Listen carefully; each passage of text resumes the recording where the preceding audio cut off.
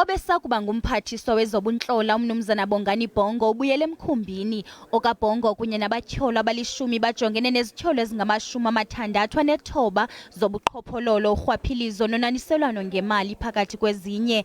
Ezi zityholo zimalunga nokuthengwa kweefama lisebe lezokuhlaliswa koluntu laseMpumalanga.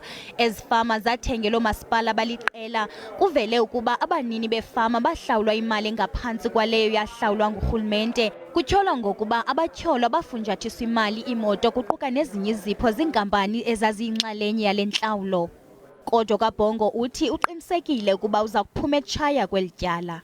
For the past 11 years, the NPA has not been ready to try this matter. My only conclusion will be that this is done for political reason. Umnumzana Bongo ukholelwa ukuba ngumsebenzi wakhe wangaphambili njengomphathiswa wezobuntlola wona nobangela wezi zityholo. I was a Minister of State Security in this country, responsible for sensitive information in this country. So the forces of darkness think that I may use the information that I have against them.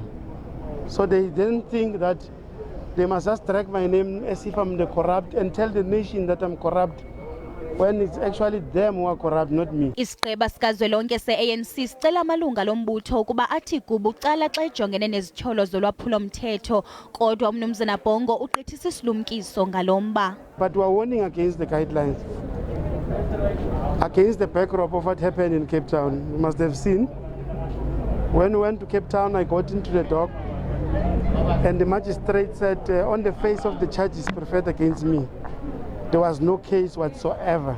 Bonke abatyholwa kweli tyala baphume ngebheyili yama-abalishumi, ukanti eli tyala lihlehliselwe umhla wesi-4 ngoMeyi.